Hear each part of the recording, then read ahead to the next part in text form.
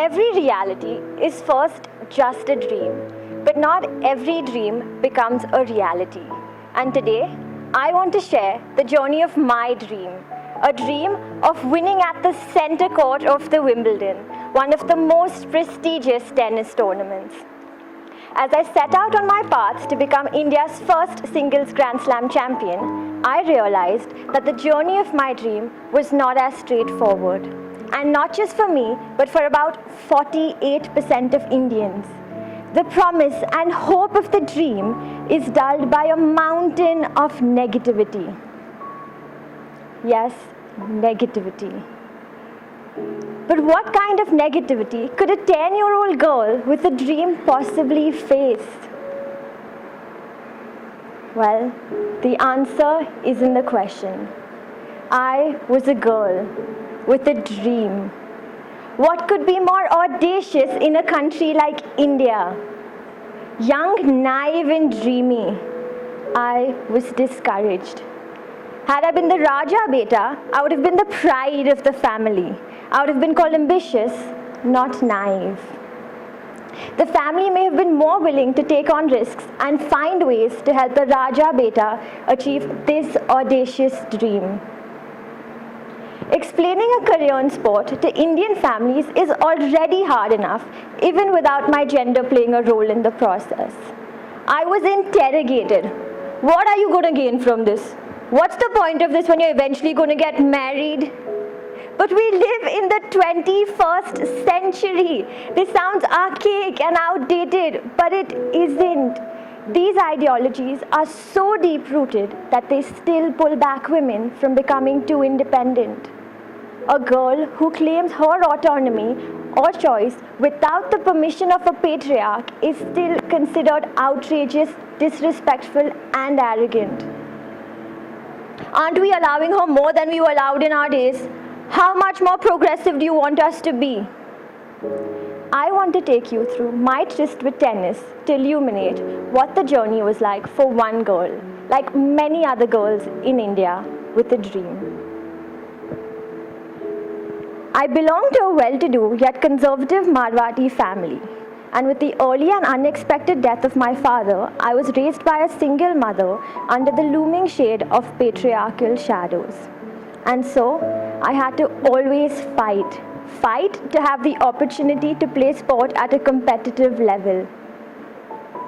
The day I won my first tournament, instead of celebrating my win, my uncles and grandmother exclaimed, "You've become so tanned, you'll start looking ugly. Who's going to want to marry a tanned girl like this?"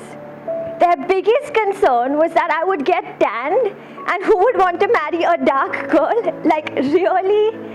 I was told if I spent my time on grooming myself, a better boy would choose me for marriage. Wow, what a victory that would have been. But in this, they forgot to ask if this is what victory meant to me. I was fortunate enough to have the support of my mother and sister, who have always encouraged me to go after my dreams. But going against the family's choice wasn't easy, especially for a widow. But we persevered.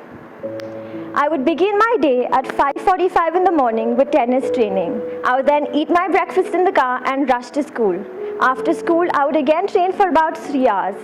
And once I was home, I would complete my homework and get to bed early for the next morning. I always ensured that I paid as much importance to my academics as I did to my sport. And the hard work was paying off. At the age of 14, I was ranked 7th in Asia under 14 and top 20 in India under 18. Thank you. Owing to my performances, I was offered a tennis scholarship in Barcelona to play among some of the best players in the world. I was thrilled. My dream didn't seem too naive now, did it? I finally had the opportunity to take my career to the next level. It was unbelievable. Even for my uncles, who could not believe that I wanted to go to Barcelona for sports. And so, the objections amplified further. Unfortunately for me, my uncles took over my father's finances after his death. We had no access to the wealthy funds that could have paid for the travel and stay for me to attend this program. They weren't willing to provide the minimal financial support that would be required in addition to the scholarship. On the other hand, my cousins who were boys were sent abroad to learn to ski or play football for recreation. They were praised, encouraged, and boasted about. So proud of their lack of ambitions, it baffled me.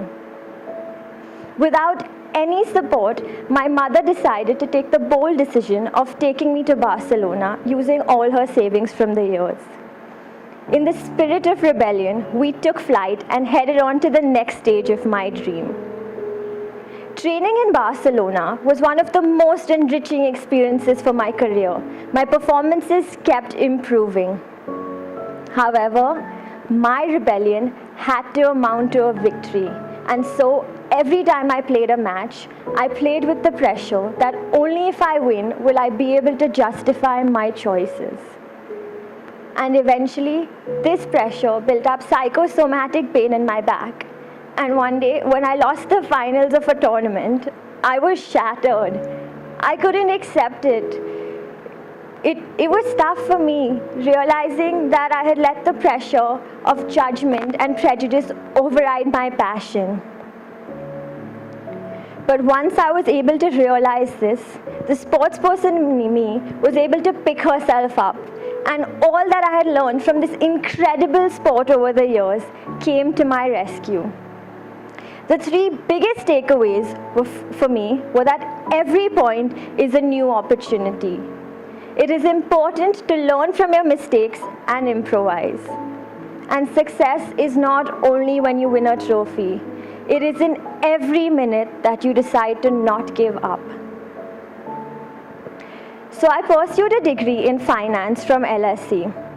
Yes, the degree made me more marriageable, so it was an acceptable decision. During my time at LSE, I took a keen interest in the LSE Microfinance Society and conducted research projects for them. And I also didn't give up on my passion for sports.